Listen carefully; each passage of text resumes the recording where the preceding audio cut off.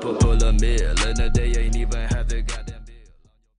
Hello, everybody on YouTube. Welcome to Factual Opinions, the only place to get the correct opinion on the state of video games. And today we are taking a look at the latest entry in Ubisoft's long-running franchise, Far Cry 5. This time in Far Cry, Ubisoft has decided to tackle the heartland of America. No more tropical islands or exotic locales. Instead, they dive into long fields, fish-filled creeks and rivers, and the bountiful outdoors of rural America. Far Cry games have long had very charismatic antagonists, and this time they upped the ante with the story of a cult leader named Joseph Seed and his family of doomsday prepper crazy people. From the opening sequence, many things are new in Far Cry without much actually changing. For the first time, you can create a character. You can play as a man or a woman. Radio towers are literally explained away in the first 20 minutes. Co-op is open for the entire story and not just side quests. There's a new gun for hire system which allows you to hire companions so you always have a crew with you. Airplanes and tons of new forms of travel, and even the standard leveling and crafting system has been gutted and rebuilt from the ground up. Despite all of those changes, the new cult enemies, the brand new environment, the various adjustments and revamping of the standard Far Cry gameplay formula, it all somehow comes across as very safe. It looks and sounds gorgeous. It plays well and is an absolute blast to play, especially if you're playing it with a friend. But even with all of that and all of the changes, it somehow feels like the core gameplay of Far Cry hasn't really changed much. If you were not into Far Cry games before, nothing in this game, despite all of those changes, will make you change your mind. If you were really into Far Cry, you will either love or hate the way they changed the formula and what has become the norm over the years. I really enjoyed this new and evolved Far Cry experience. Being able to play it with a friend, the guns for hire system, and the structure of the game's progression itself feels much more natural and seamless than ever before. The inclusion of Far Cry Arcade is just icing on the cake. It takes all the old map editors that have become synonymous with Far Cry, and they've revamped and made them over completely.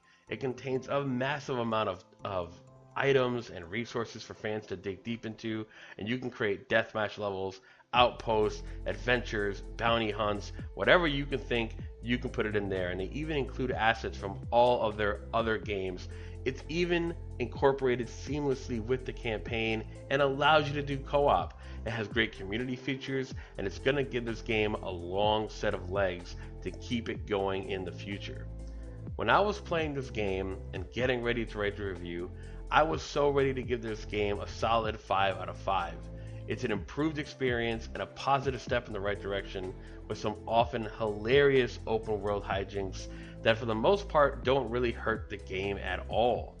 That was until I ran into two completely different but equally game-breaking bugs on the Xbox X and on the PC.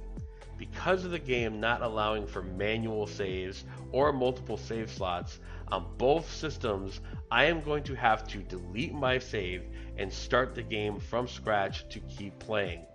That is unacceptable, and if I didn't have anybody to play the co-op with, I can't say if I would have bothered to play the game again.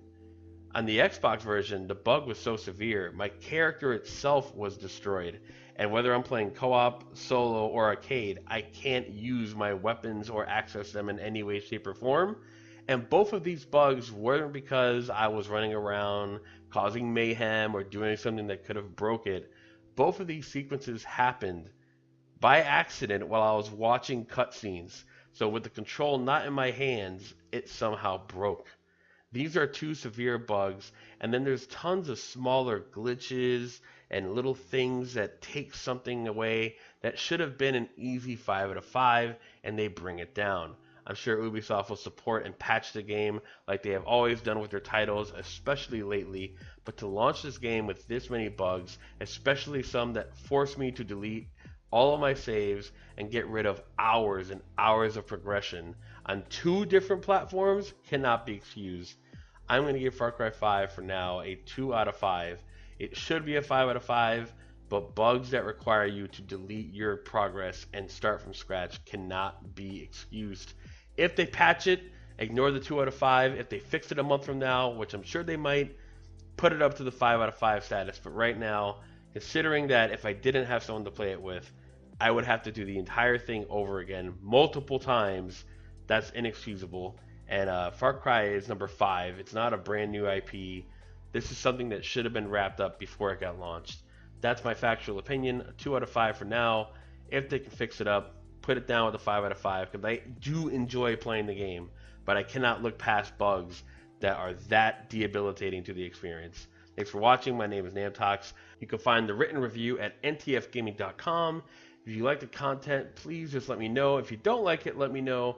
Either way, it all helps, and I'll see all of you next time. Later, everybody.